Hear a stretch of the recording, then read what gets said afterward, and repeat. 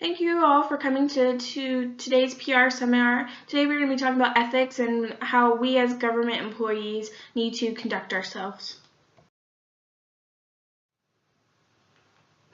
This is a question I want you to be thinking about while we go over this presentation, to have it in the back of your head about what it means to you to have ethics.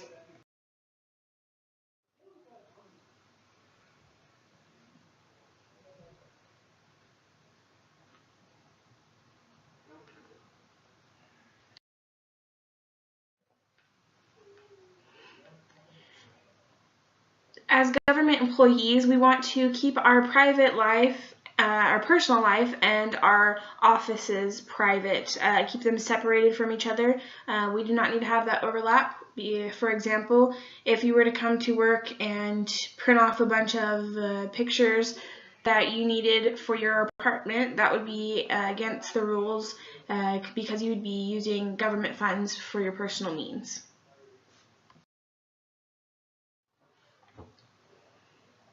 It is also important that we do not abuse our positions as government employees, that we try to keep corruption out, that we as employees are underneath a microscope, and we need to make sure that we do our best to look our best in the community's eyes and in our own. We must not violate laws or try to place ourselves above anyone else, getting rid of ethical standards. We have standards for a reason and we need to follow them.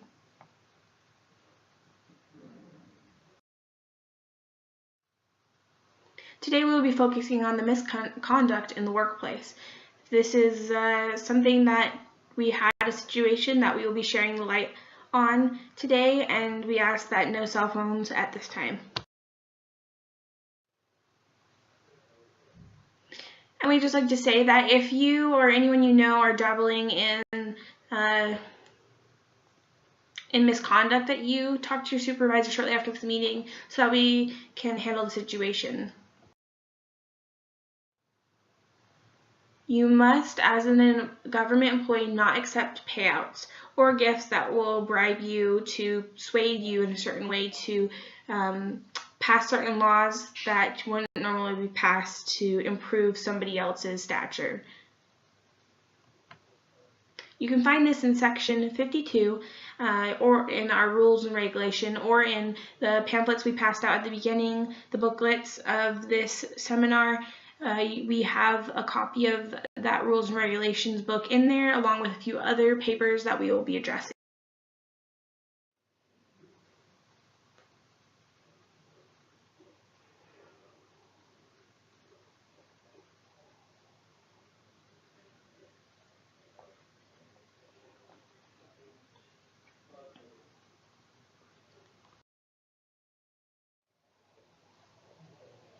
Our president of the chamber, Jeff, has resigned. He was dabbling for several years in misconduct. He was accepting payouts from our local Walmart and other major companies. This was to have him sway in their favor for votes and laws that were passed. Because of this, he has resigned, but if he hadn't resigned, he would have been terminated, because this is against our code of conduct and is not good for the community. So we will be informing the press. We have an upcoming press conference, and we are going to control the situation. We are going to inform the media, but we are also going to control how it goes out to our community. It is important as a government that we work hand in hand with our press, that we help each other out, and in this situation we'll be relying on them heavily to help this situation go as best as possible.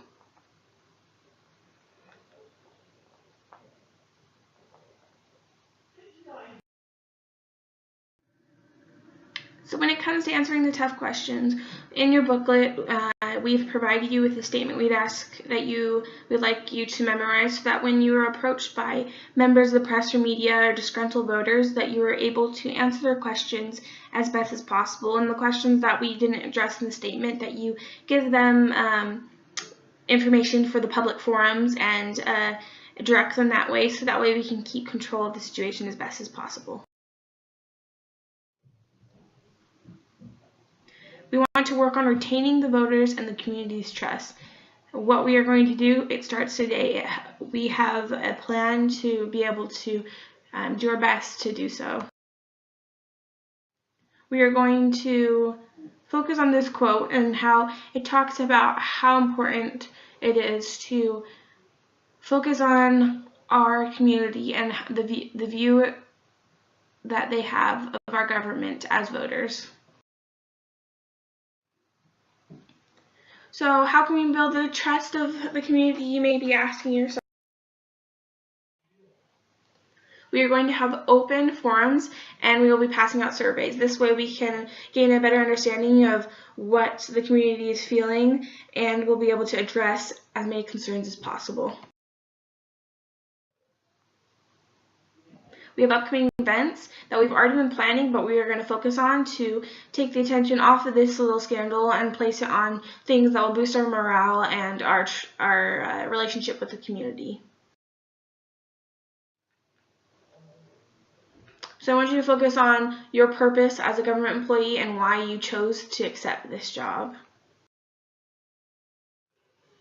Thank you for watching, for coming to this seminar. Please study your booklet and focus on, again, your purpose. If it was to have a job, we'll find a better purpose that will make it easy to follow the ethics and code of conduct that you have set as a government employee. Thank you.